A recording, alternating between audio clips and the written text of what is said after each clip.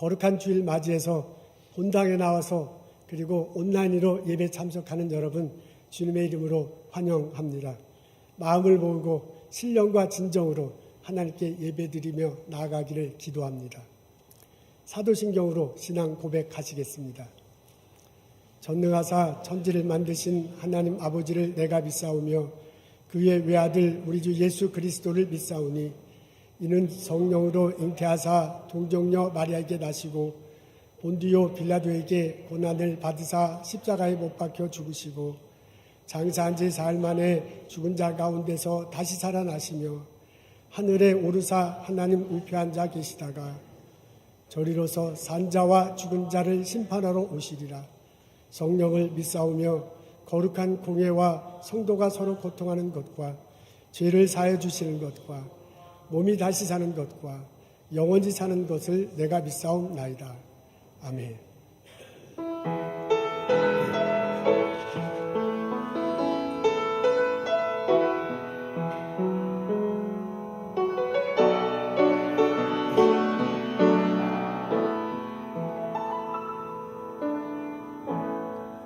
하늘의 문을 여소서 이곳을 주목하소서 주를 향한 노래가 꺼지지 않으니 하늘을 열고 보소서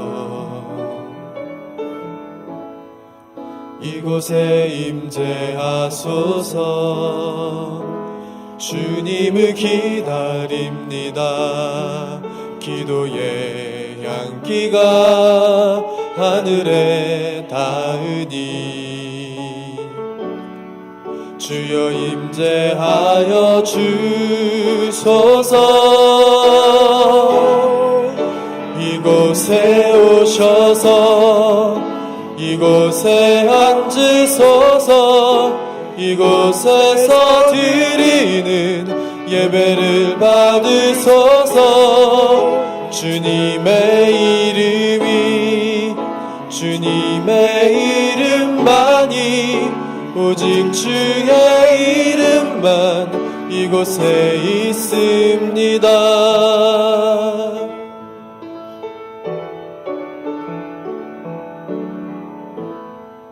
하늘의 문을 여소서 이곳을 주목하소서 주를 향한 노래가 꺼지지 않으니 하늘을 열고 보소서 이곳에 임재하소서 주님을 기다립니다. 기도의 향기가 하늘에 닿으니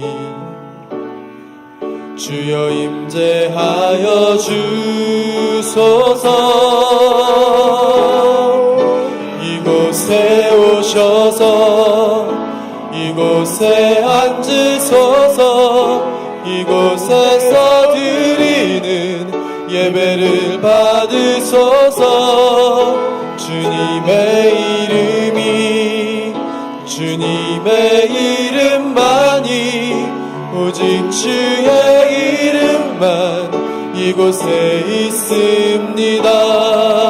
이곳에 오셔서 이곳에 앉으소서 이곳에서 드리는 예배를 받으소서 주님의 이름이 주님의 이름만이 오직 주의 이름만 이곳에 있습니다.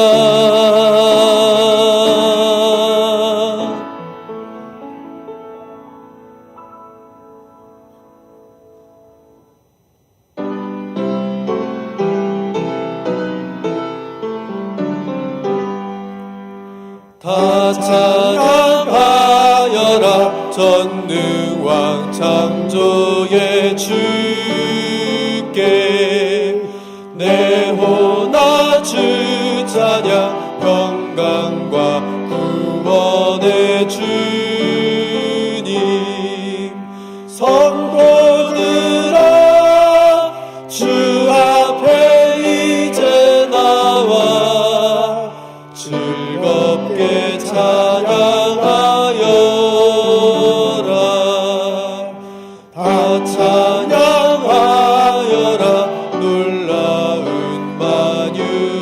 주께 포근한 날개 밑 늘 품어주시는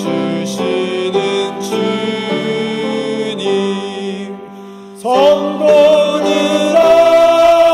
주님의 뜻 안에서 내 소원 다 이루리라.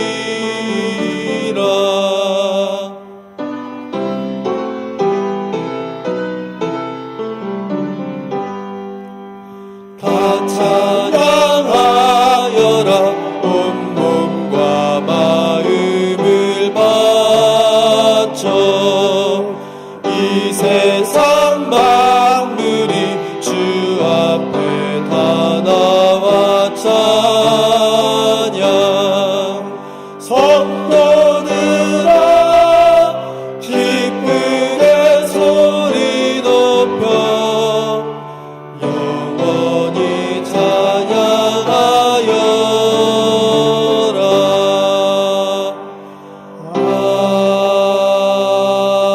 아멘.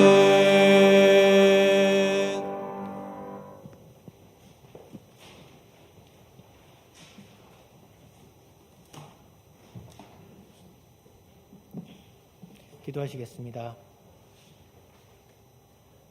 항상 은혜 풍성하게 내려주시는 하나님 아버지, 오늘도 저희에게 이렇게 좋은 주의를 허락하여 주시고 저희 마음을 주님의 전으로 인도하여 주시고 저희 발걸음을 주님과 함께 동행하게 하여 주시니 감사드립니다. 하나님 그 사랑의 풍성하심으로 저희를 잊지 않으시고 저희에게 항상 축복을 내려주시고 저희를 구원의 길로 인도해 주신 그 은혜를 기억합니다. 하나님 저희를 택하여 주시고 저희를 왕같은 제사장으로 삼아주신 그 은혜를 기억할 때 하나님 그것이 저희의 특권이 아니고 저희를 택하여서 저희가 내어갈 길을 인도하시고 안내해 주시는 그 은혜임을 기억하게 하여 주시옵소서. 저희가 특권으로 다른 사람을 정죄하거나 다른 사람을 심판하거나 판단하게 하지 않고 주님의 뜻에 그 판단을 맡기고 순종하는 마음으로 나아가게 하여 주시옵소서. 그 은혜 속에서 주님 저희가 풍성하게 하나님의 사랑을 느끼면서 저희가 또 그 사랑을 나누면서 사는 그런 성령한 교회의 성도들이 되게 하여 주시옵소서. 하나님 이 세상에는 아직도 힘든 일들이 있고 저희가 그렇게 두려워하고 힘들어하였던 코로나가 아직도 끊이지 않고 또 새로운 것들, 새로운 공포들이 있습니다. 또 많은 곳에서 사회의 불안이 있고 또 전쟁과 또 많은 고통과 핍박들이 세상에서는 만연하고 있습니다. 그럴수록 하나님, 저희 하나님을 좀 더 바라고 하나님의 뜻을 구하고 하나님의 역사를 구하는 그런 믿음의 사람들이 되게 하여 주시옵소서. 하나님, 저희가 먼저 이 작은 공동체에서 서로 사랑을 나누고 저에게 서로를 권면하고 서로의 아픈 자를 보듬어주는 그런 교회가 되게 하여 주시옵소서. 그렇게 정성을 다하여 살 때 주님이 기뻐하시는 그런 삶이 될 수 있도록 인도하여 주셨고 그 중심에 저희 하나님이 주신 그 말씀과 지혜가 하나님 저희에게서 벗어나지 않게 하여 주시고 저희가 그 안에서 늘 거하게 하여 주시옵소서. 하나님 이 교회가 공동체가 유지될 때 하나님 그곳 속에 보이지 않는 많은 손길들과 노력이 있는 줄 압니다. 하나님 그 정성들을 기억하여 주시옵고 그 정성이 헛되지 않게 하여 주시옵고 그 정성을 드릴 때 그 발이 실족하지 않고 힘들지 않도록 늘 붙잡아 주시고 북돋아 주시옵소서.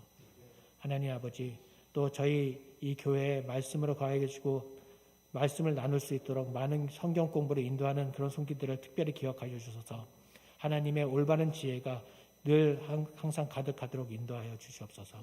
하나님 이 풍성한 주일 하나님께서 인도해 주시는 이 정전에서 저희가 찬양 드리게 해주시니 감사드립니다. 하나님 이 오늘 선포되는 그 말씀에 힘을 실어주시고 그 말씀을 저희 마음속에 간직하여 이 세상으로 나아갈 때도 늘 함께하도록 하여 주시옵소서. 하나님 저희가 드리는 찬양을 기뻐 받아주시옵고 하나님께 늘 겸손한 마음으로 나아갈 때 이 저희를 축복해 주실 것을 믿사오며 이 모든 말씀 예수 그리스도 이름으로 기도드렸습니다. 아멘.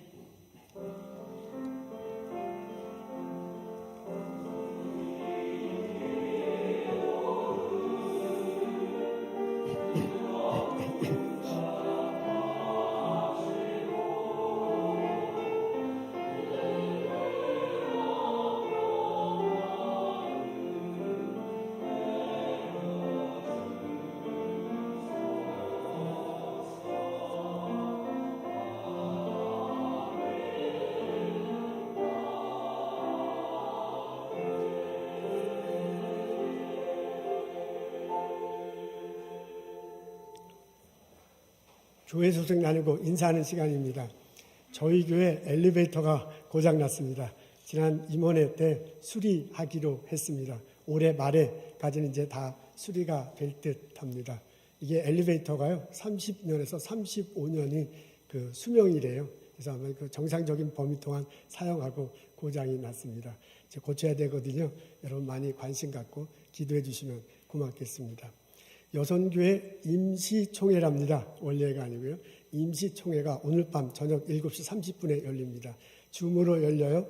그 줌 정보 있으니 여러분 많이 참석하시면 좋겠습니다. 어라이즈 미니스트리에서 주관하는 청소년 청년 여름 수련회가 있습니다. 8월 14일부터 17일까지라고 합니다. 토와 니삐 리트리트 센터에서 열린다고 그래요. 이게 백신 다 맞아야 되고요. 그리고 그 들어가기 전날, 들어가는 날 이거 테스트 받아서 네거티브 나와야 되고 다 이제 마스크 쓰고 한다고 합니다. 여러분 자녀들 관심 가지고 보내주시면 참 좋겠습니다. 그 하시면 참 좋겠습니다. 오늘 저희 교회 방문해 주신 분 여러분 환영합니다. 우리 송지섭 집사님, 신미영 집사님 부모님께서 한두 계셔 오셨다고 그러는군요. 우리 진영이 외할아버지, 외할머니입니다. 이렇게 와주셔서 참 감사합니다. 박수로 환영하겠습니다. 이진구 목사님 가족이 저희 교회 방문하셨습니다. 주변에 계신데요. 로체스타 제일교회 담임하고 계십니다. 그 유학생들, 청년들, 청년들 많고 아주 건강한 교회입니다. 우리가 2020년 봄에 부흥회를 하려고 했었는데 코로나가 오는 바람에 부흥회를 못했어요. 그때 부흥 강사로 오실 분이 저 이진국 목사님입니다. 이게 아마 이제 코로나가 진전되면 제일 먼저 오실 분입니다. 오늘 휴가차 보스에 오셨다는데 방문해 주셔서 감사합니다. 여러분 주님의 이름으로 환영합니다. 우리 온라인으로 예배 참석하신 여러분들도 또한 환영합니다. 일어서셔서요 같이 인사 나누면 좋겠습니다. 어서 오십시오.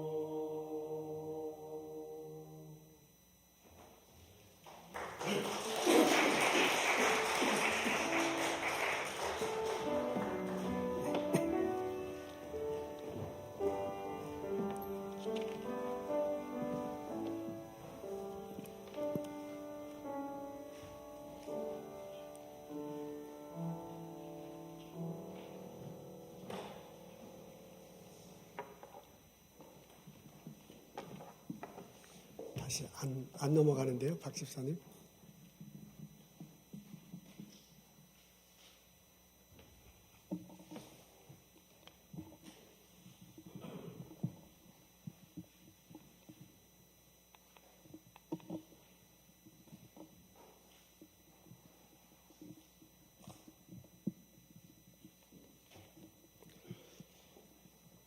제가 배터리가 다 된 것 같은데. 그러면 중간중간에 해주셔야 되는데. 네. 오늘 저희들 읽은 말씀은 골로새서 1장에 있는 말씀입니다. 19절부터 23절 상반절입니다. 제가 읽겠습니다. 아버지께서는 모든 충만으로 예수 안에 거하게 하시고 그의 십자가의 피로 화평을 이루사 만물 곧 땅에 있는 것들이나 하늘에 있는 것들이 그로 말미암아 자기와 화목하게 되기를 기뻐하심이라.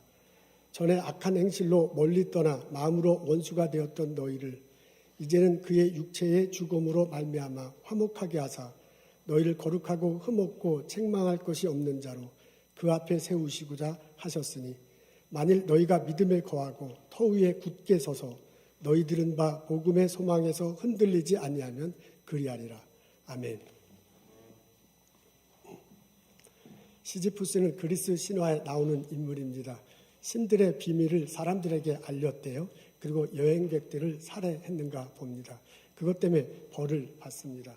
커다란 돌을 산 위에 올려놓는 벌입니다. 밑에서부터요, 돌을 밀고 밀어서 산 정상 위에 올려놓고 아이고 이제는 됐구나 하고서 내려갈 때 아뿔싸 이게 어떻게 된 겁니까? 그 돌이 굴러서 다시 밑으로 내려갑니다. 그러면 다시 밑에 내려가서 다시 그 돌을 밀어 정상으로 올려놓아야만 합니다. 이것이 반복됩니다. 언제 끝날지도 모릅니다. 아무런 의미가 없습니다. 알베르 까미라는 철학자가 있습니다. 이분은 이 신화 속에서요, 인간의 모습을 발견합니다. 우리들도 매일매일 일상적인 삶은 반복됩니다. 아침에 일어나서 아침밥을 먹죠. 일하러 가죠. 그리고 일하고 난 다음에 저녁이 되면 집에 돌아와서 밥을 먹고 잠을 잡니다. 우리는 오늘도 이렇게 하고요. 내일도 이렇게 하고 그리고 앞으로도 계속 이렇게 할 것입니다. 이런 점에 있어서 우리들의 반복되는 삶하고 시지푸스의 삶이 시지푸스가 형벌받는 삶이 비슷하다 그런 말입니다.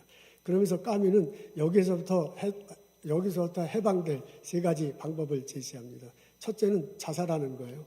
내가 죽어버리면 이것과 나하고는 아무런 상관이 없으니까 여기서 탈출할 수 있습니다.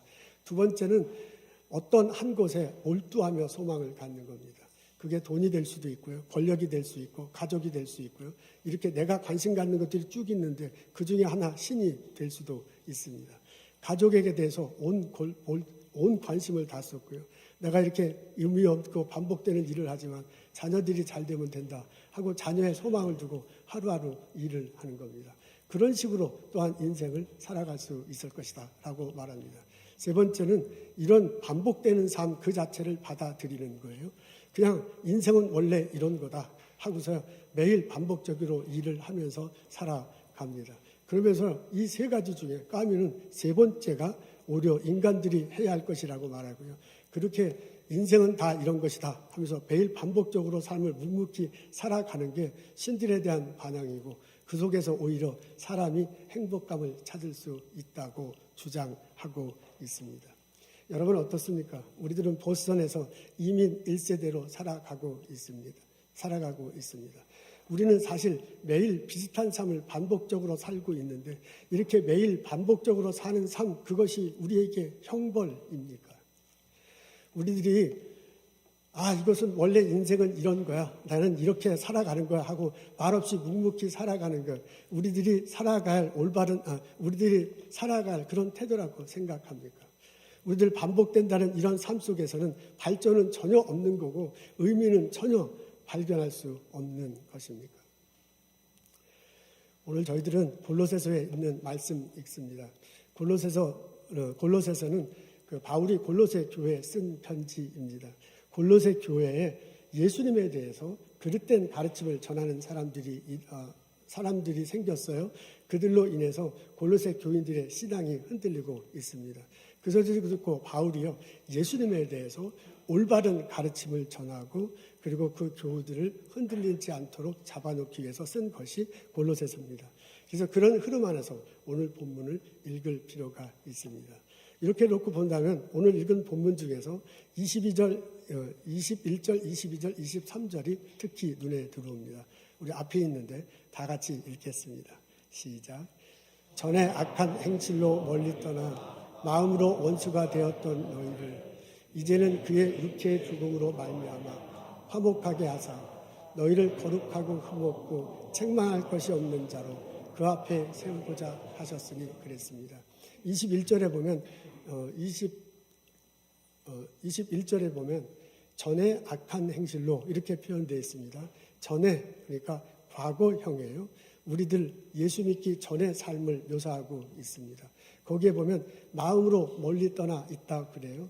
예수님을 내 안에 모시고 하나님의 말씀을 내 안에 모시고 살아가야 되는데 그 예수님을 마음으로부터 떠나 있어요. 마음으로 떠나 있으니까 행실이 예수님의 가르침대로 살지 않게 될 거였잖아요. 그걸 악한 행실이라 얘기했습니다. 악한 행실로 살다 보면 당연히 하나님과 원수 될 것이 당연합니다.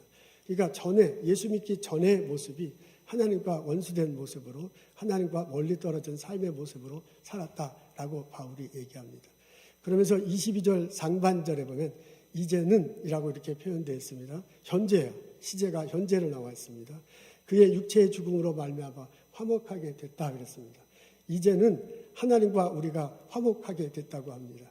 우리가 하나님과 내가 화해하고 화평하게 지내게 됐습니다. 어떻게 해서 그렇게 됐냐면 그의 육체의 죽음 때문에 육체의 죽음으로 말미암아 이렇게 됐다고 바울이 말하고 있어요. 하나님이 우리들과 화목하게 하시기를 원하십니다. 그래서 그 하나님이 예수님을 이 땅에 보내셨어요. 예수님이 이 땅에 육체의 모습으로 이 땅에 오셨습니다. 그분이 십자가에 달리시고 부활하게 하셨습니다. 그렇게 함으로 우리들의 죄를 용서하고 의롭게 될 길을 열어주셨어요. 우리가 그것을 알고 깨닫고 믿을 때 지금 우리들의 삶이 죄 용서함 받고 의롭게 살 수 있습니다. 하나님과 가까이 될 수 있고요. 그리고 하나님과 화목하게 될 수 있습니다. 그렇게 우리가 예수를 믿고 지금 살아가는 거예요. 그래서 이제는 이렇게 표현하는 거예요. 이제는 전에는 하나님과 원수됐지만은 이제는 하나님과 화목하고 하나님의 자녀로 살아갑니다. 22절 하반절에는 미래에 펼쳐질 내용이 나옵니다. 근데 이제 앞에 미래형 부사가 나와 있지 않지만 내용은 미래에 펼쳐질 내용이에요. 그래서 앞으로는 이라는 것으로 이렇게 앞으로는 이라는 미래형 부사를 집어넣고 읽으면 이해하기가 쉽습니다. 앞으로는 너희를 거룩하고 흠없고 책망할 것이 없는 자로 그 앞에 세우고자 했다라고 이렇게 적혀져 있습니다. 지금 우리는 예수님을 믿어서 죄 용서함 받고 의로함대로 살아갑니다. 그걸 다르게 어떻게 표현하면 거룩하다, 흠없다, 책망할 것이 없다라고 이렇게 표현하고 있습니다. 책망할 것이 없다라고 이렇게 말하고 있네요. 우리 잘못해서 혼낼 일이 없습니다. 흠잡을 것이 없다라고 했네요. 우리들 예수님 안에서 예수님의 의로 덮여져서 부족한 것이 없네요. 거룩하다라고 이렇게 적혀져 있습니다. 남들과 다른 것들과 구별된 아주 독특한 존재로 하나님 앞에 설 수 있다라고 그렇게 묘사하고 있어요. 예수 믿는 지금 내가 이렇게 거룩하고 흠없고 책망할 것이 없는 자로 됐는데 그래도 우리는 온전하진 않죠. 이런 우리들이 예수님 안에서 계속 살아가다 보면 언젠가 그분 앞에서 책망할 것이 없고 흠없고 부족한 것이 없는 정도로 될 것이다 그 말입니다. 여기서 말하는 그분 앞에 선다는 그분은 예수님입니다. 우리가 고백하기로 예수님 언젠가 이 땅에 재림할 것입니다. 그분 앞에서 심판을 받고서 예수 믿는 우리들이 새하늘과 새 땅에서 산다고 고백하고 있습니다. 그래서요, 그 예수님 앞에 섰을 때, 하나님 앞에 섰을 때 거룩하고 흠없고 부족함 없는 사람으로 존재로 그때는 온전한 모습으로 하나님 앞에 서는 거예요. 그래서 하나님을 예배하고 요한계시록에 보면 나오잖아요. 하나님을 예배하고 그리고 하나님 백성으로 살게 될 것입니다. 지금은 부족해. 근데 예수님 안에서 살다가 신앙생활하면 성숙해 돼요. 성화되면서 나중에 온전하게 그렇게 될 날이 올 것이다 라고 그렇게 말하고 있습니다. 여러분 느껴지십니까? 바울이요 골로새 교인들에게 예수님 안에서 변한 사람이 어떻게 살아가는지를 그리고 있어요.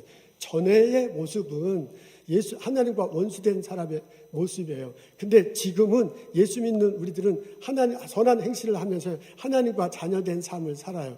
그러면서 우리들이 자라고 믿음 안에서 자라서 나중에는 예수님 앞에서 하나님 앞에서 거룩하고 흠없고 책망할 것이 없는 존재, 온전한 존재로 살아. 그래서 하나님의 백성으로 하나님의 예배자로 살아가게 될 것이라고 말하고 있습니다. 여러분 이 속에 변화되는 것이 느껴집니까? 이 속에는 시간의 변화가 있습니다. 과거의 내 모습이 있고요. 현재의 내 모습이 있고 미래에 어떻게 펼쳐질 우리의 모습이 있습니다. 여러분 이 속에는 공간적인 변화가 있습니다. 땅에서의 우리의 모습이 있고요. 앞으로 다가올 하늘에서의 우리의 모습이 있어요. 여러분 이곳에는 삶의 모습이 있습니다. 예수 믿기 전에 우리는 하나님으로부터 멀리 떠나서 악한 행실을 하는 사람이야. 예수 믿기 전에 우리는 원수된 자의 모습으로 살아가고 있어요. 근데 예수 믿는 지금은 예수님 안에서 선한 행실을 하고 살아요. 예수님의 자녀로서 살아가고 있습니다. 이뿐만이 아니에요. 우리가 점점점 성화되면서 언젠가 예수님 앞에서 온전하게 거룩하고 흠없고 책망할 것이 없는 자로 살아갈 것이에요. 하나님의 백성으로서 하나님의 예배자로 살아갈 것입니다. 이렇게 점점점 변화될 것을 사도 바울이 그리고 있어요. 사도 바울이 생각하는 신앙인의 모습은 변화되는 모습이야. 성숙하는 모습이에요. 그리고 뭐라고 그러냐면 23절에 우리가 이렇게 변화될 것이다. 우리가 이렇게 예수님 안에서 성숙할 것이다. 이런 점에서 우리들의 미래는 소망이 있을 것이다. 라고 말하면서요. 이것을 마음속에 새기고 이것을 바라보고 천국을 바라보고 소망하면서 흔들리지 마십시오. 라고 권면하고 있습니다. 누군가 너희 교회에서 예배에 대해서 잘못된 가르침을 드리는데 그거 잘못된 거다. 지금 내가 말하는 것이 예수님이고 이것이 하나님의 뜻이고 예수님 안에서 우리가 이렇게 변화된 모습을 보실 할 거다. 그러니 이것을 믿고 이 터전 위에 뿌리를 내리고 굳게 서서 흔들리지 마시고 신앙생활 하십시오. 라고 바울이 권면하고 있습니다. 이 골로새 교회를 향한 바울의 권면이 오늘을 사랑하는 우리의 권면이고 나의 삶에 똑똑히 들리고 그 신앙의 모습으로 살아가는 나와 여러분 되시기를 주님의 이름으로 축원합니다. 우리가 바울의 권면을 이렇게 마음으로 받아들일 때 참 감사하고 격려가 되기도 하지만 또 한편으로 이런 바울의 모습이 우리에게 부담스럽게 다가오기도 합니다. 오늘 바울이 그려는 모습은 예수님 안에서 우리들이 성화되는 성숙하는 모습이에요. 어제가 다르고 오늘이 다르고 내일이 달라. 그래가지고 이것을 그림으로 그린다면 쭉 산을 향해서 올라가고 나중에 하나님 나라로 가는 그런 모습이야. 근데 실제로 우리들 생활하는 것을 나 자신을 들여다보면요. 나의 삶 속에서 생활하는 모습은 그렇지 못한 모습을 보기 때문에 우리가 부담스럽게 다가오기도 합니다. 이게 만약 바울이 쭉 산을 타고 하나님을 올라가는 모습을 그렸다면 우리들의 신앙의 모습은 올라가는 듯 하다가 내려와. 그리고 올라가는 듯 하다가 서서 고장나가지고 가만히 있어. 더 올라가지도 못하고 내려가지도 못하고. 이런 게 우리들의 신앙의 모습일 때가 참 많기 때문에 그렇습니다. 뉴햄프셔에 가면 워싱턴 산이 있습니다. 미국 북동부 지방에서 가장 높은 산이라고 합니다. 6,288피트입니다. 그 산 정상을 올라가는 데는 세 가지 방법이 있어요. 하나는 걸어서 가는 거예요. 등산해서 올라가는 거죠. 또 하나는 자동차를 몰고 갈 수도 있습니다. 자동차가 거기까지 가더라고요. 또 하나는 기차를 타고 가는 게 있어요. 등산 열차가 있습니다. 밑에서 이렇게 기차가 올라가는데요. 기차가 이렇게 양쪽에 바퀴가 있잖아요. 그것만 아니라 가운데 바퀴가 하나 더 있어. 톱니처럼 돼갖고 이 톱니 바퀴가 도는 거야. 그러니까 그 톱니 바퀴에 따라서 기차가 오르락 내리락 합니다. 제가 이 산을 2번 갔다는 것 아닙니까? 올라갔습니다. 등산해서 갔습니다. 이 성가대 분위기가 설마 하는 분위기인데 진짜입니다. 제가 걸어서 저기를 목사님들과 함께 올라간 적이 있습니다. 근데 제가 두 번째 올라가는데요. 이 기차가 능선으로 타고 올라가는 게 참 보는 게 참 좋은데 두 번째 올라갈 때 보니까 기차가 중간에 서가지고 올라가지를 못하는 거예요. 아니 저 기차가 왜 안 움직인가 하고 봤더니 고장 났는가 봐. 그래서 중간에서요. 일부분의 사람은 기차 안에 타고 있고 일부분의 사람은 기차에서 내려서 그 주변을 서성거리고 있어요. 이제 기차 타고 가신 분이 되게 이제 어르신들이고 이제 관광객들인데 꼼짝없이 산 중턱에 이제 잡혀 있는 겁니다. 아니 저걸 어떻게 하면 저는 아주 그냥 곤란한 상황이 됐습니다. 근데 어떻게 생각해 보면요. 우리들 신앙생활 하는데도 이런 모습이 보여요. 그냥 사도 바울의 성경을 읽고요. 그 말씀을 내 삶을 적용하자면 우리는 이렇게 쫙 올라가야 돼. 등산 열차 타고 막 쭉 올라가야 되는데 중간에 가서 딱 서버린 듯한 그런 모습을 우리들을 갖고 있어서 상당히 안타까울 수가 있습니다. 초대교회 골로새 교인들을 이걸 이제 바울은 흔들린다 이렇게 표현했습니다. 골로새 교인들을 흔들어 놓는 것은 예수님에 대한 거듭된 가르침이었습니다. 골로새 교회 온 사람들 중에 무리들 중에 이런 사람이 있었어요. 예수님은 하나님의 아들이신데 육신의 모습으로 이 땅에 오셨잖아요. 그러니까 예수님은 신이면서 인간이고 인간이면서 신이에요. 그게 이제 우리들이 고백하는 거예요. 근데 골로새 교회 어떤 무리들은 예수님이 인간의 모습으로 오셨다는 것에 대해서 부정하는 거예요. 그것은 믿을 수 없다라고 그렇게 생각을 합니다. 그래서 예수님이 십자가에 달려 피 흘리시고 돌아가셨다는 것에 대해서 그것은 환상이지 실제로는 아니다 이렇게 얘기하고요. 그분이 죽었다 부활했다는 것에 대해서는 가볍게 여기고 넘어갑니다. 이것은 거짓된 가르침이거든요.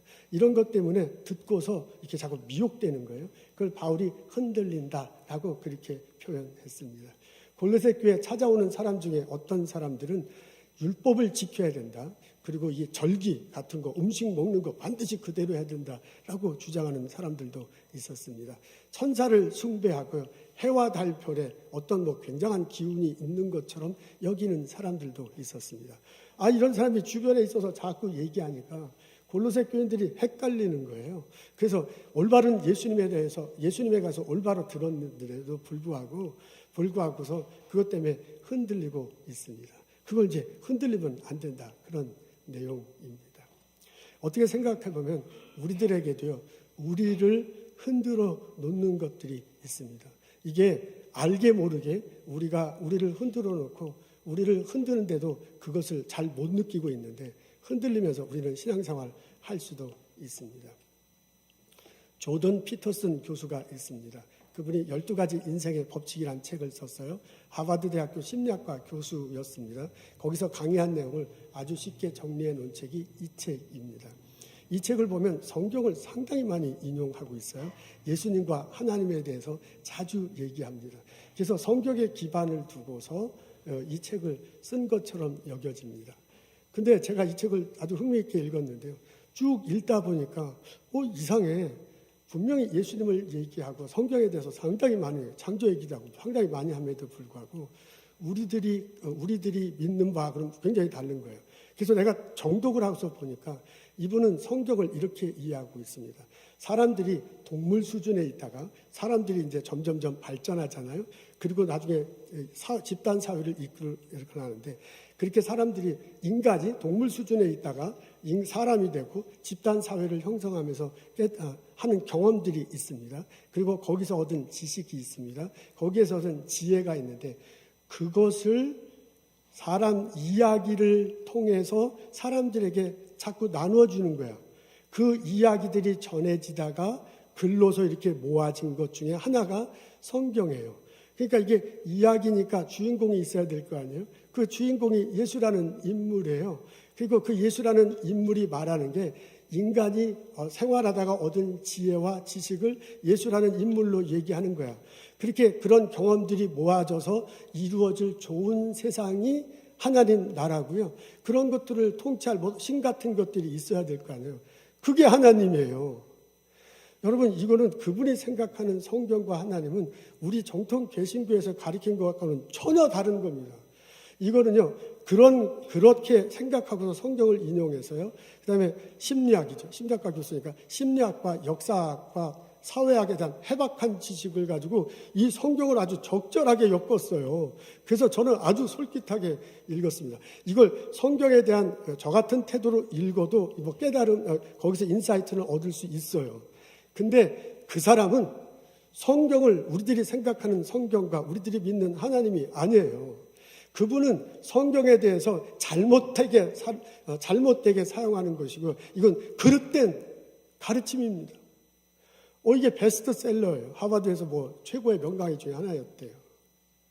근데 이런 것이요, 알게 모르게 우리들 사회에 펼쳐지잖아요. 우리들 만약에 알게 모르게 영화를 속에서, 문화를 속에서, 사람들과의 관계 속에서 이게 성경 얘기 같아, 예수님 얘기 같아. 근데 사실 우리들이 고백하는 거하고는 전혀 다르게 사용되고 전혀 다른 목적으로 말할 수가 있는 거야. 그걸 거의 못 느끼고 살아갈 수도 있습니다. 여러분, 우리가 공기를 이렇게 숨을 쉬는데 공기가 이렇게 뭐 아무것도 안 보이잖아요. 근데 이 공기가 그 뭐 산에 있는 맑은 공기일 수도 있고요. 오염에 가득한 공기일 수도 있고요. 연탄가스가 가득 찬 있는 공기일 수도 있잖아요. 근데 다 똑같이 보여. 그러니까 우리는 그냥 숨 쉬는 거야. 이게 맑은 공기인지 오염된 건지 연탄가스가 지금 가득 두르는 건지도 모르고 그냥 많이 숨 쉬다가 그게 연탄가스는 비틀거리고 그냥 죽는 거야. 어떻게 생각하면 우리들 신앙도요. 우리 미국에서 살아가면서요. 미국 문화, 미국 시스템 안에 있으면서 나도 모르게 이렇게 젖어 있는 거예요. 나도 모르게 숨 쉬어. 나도 모르게 행동하면서 살아가고 있어. 그래서 내가 그렇기 때문에 비틀거리고 있는지도 몰라. 이런 솔직한 우리들의 상황. 이게 어떻게 변명 같은데요. 변명이라고 들을 수 있지만 솔직한 미국의 문화, 이 속에서 살아가는 나는 어떻게 해야 합니까?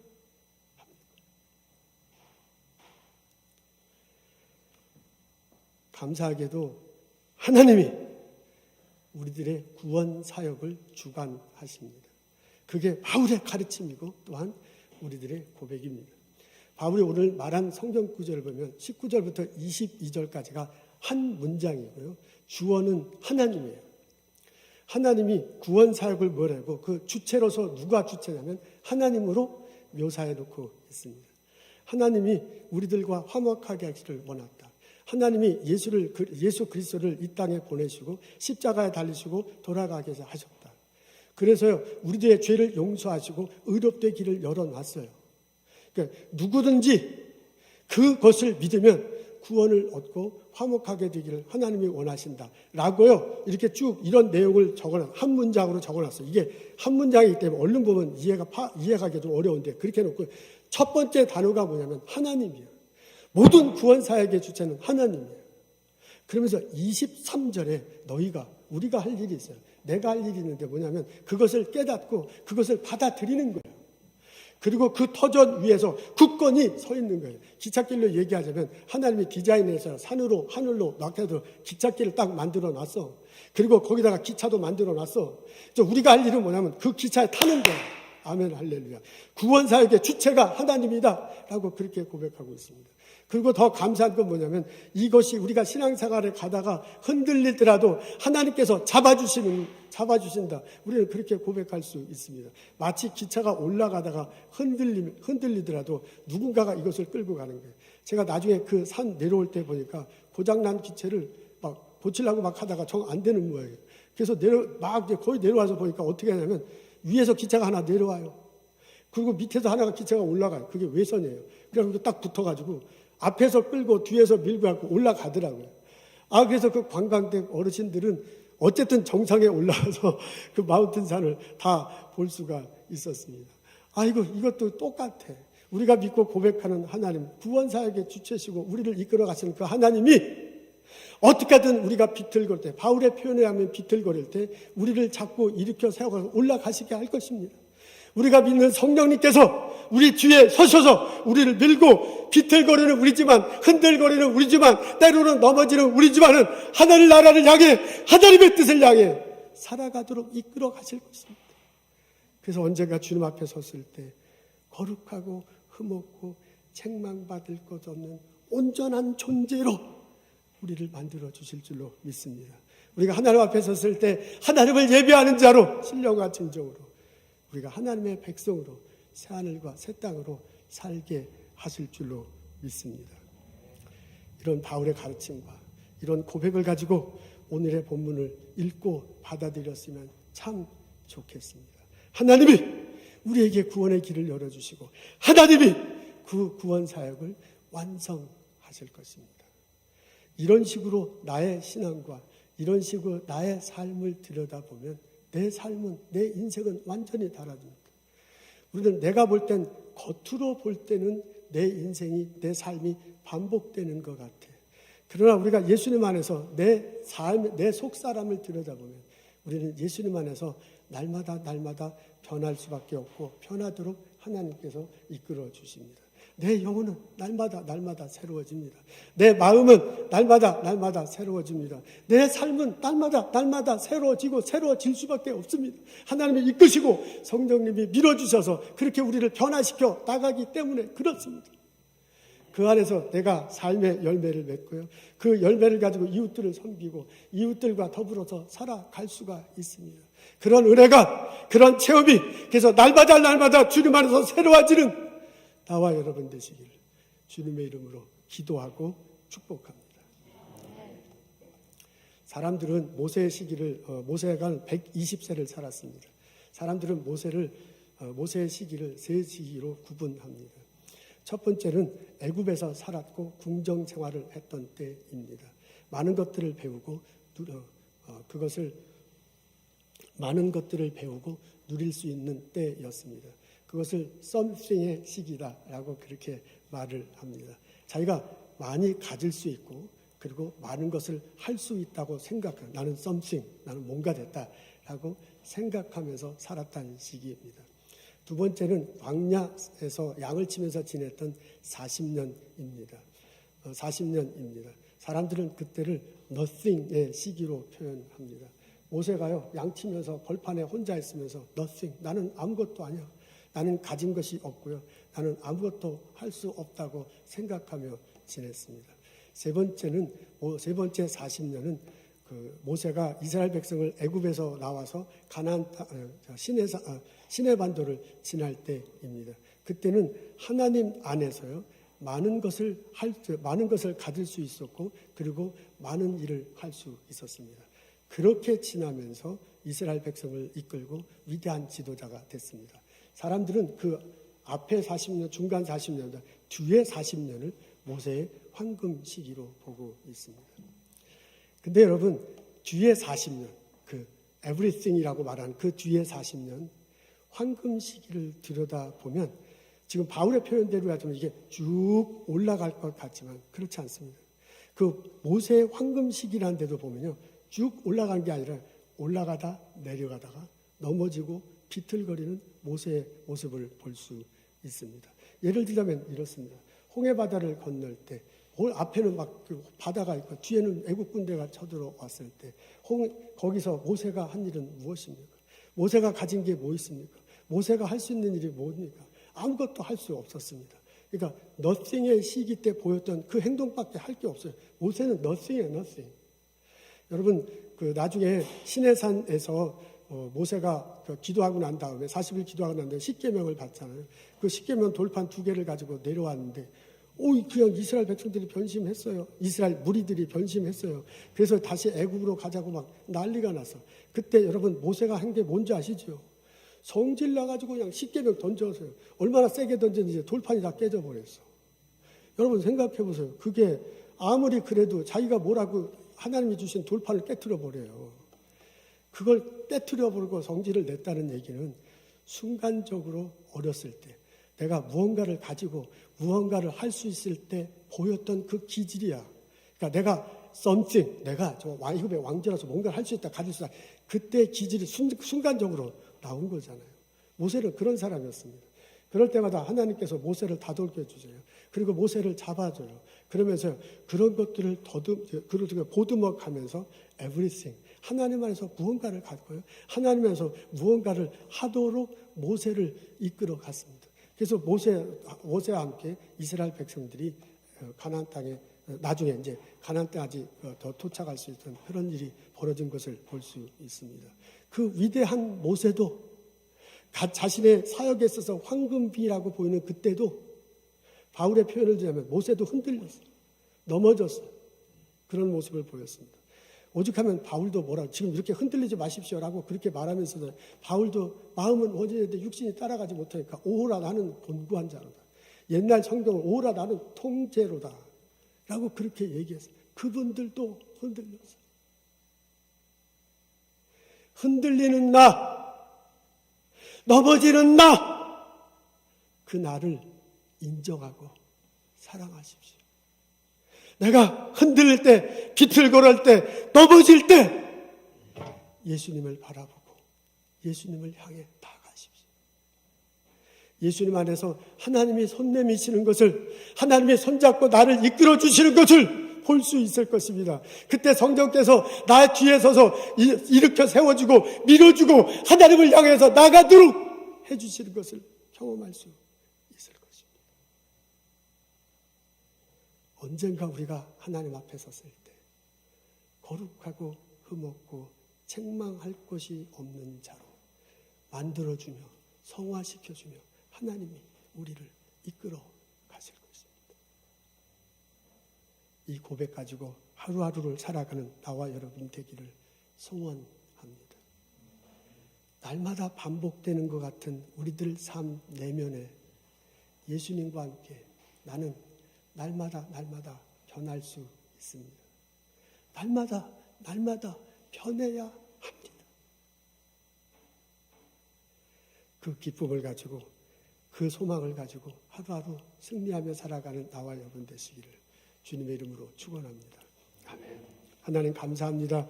예수님 앞에 섰을 때 나의 작은 모습, 비틀거리는 모습을 봅니다.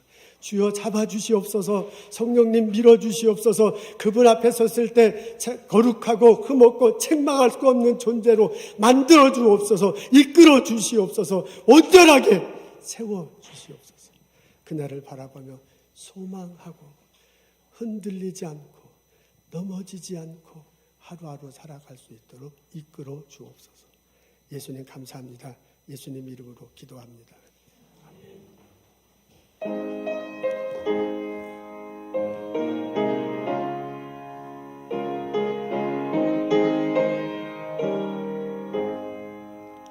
저 높은 곳에 향하여 날마다 나아갑니다.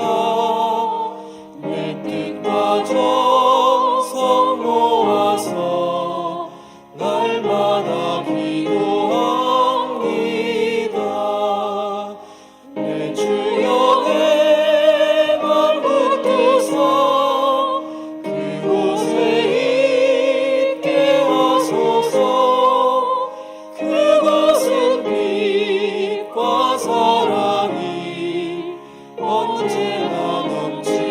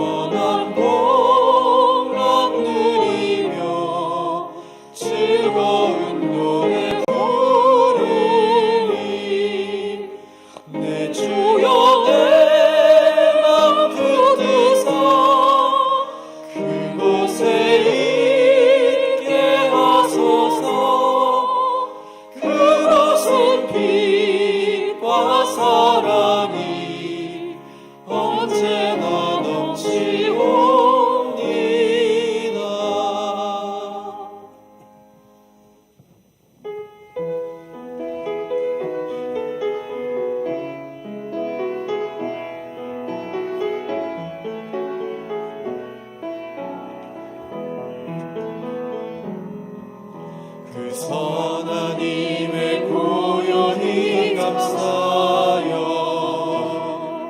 그 놀라운 평화를 누리며 나 그대들과 함께 걸어가네 나 그대들과 한 해를 여네 지나간 어물 어둠의 날들이 무겁게 내 영혼 짓눌러도 오 주여 우릴 외면치 마시고 약속의 구원을 이루소서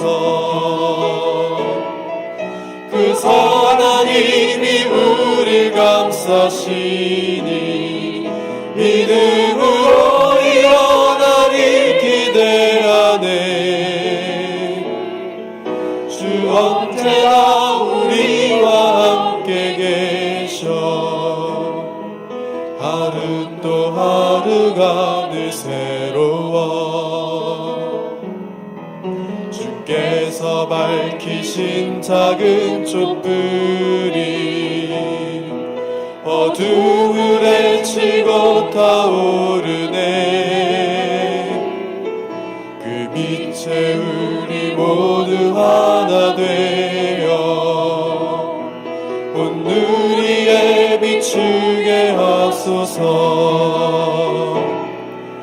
그 선하님이 우릴 감싸시니 믿음으로 일어나리 기대하네 주 언제나 우리와 함께 계셔 하루 또 하루가 늘 새로워 이 고요함이 깊이 번져갈 때 저 가슴 벅찬 노래 들리네 다시 하나가 되게 이끄소서 당신의 빛이 빛나는 이 밤 그 선하님이 우릴 감싸시니 믿음으로 일어나리 기대하네 주 언제나 우리와 함께 계셔 하루 또 하루가 늘 새로워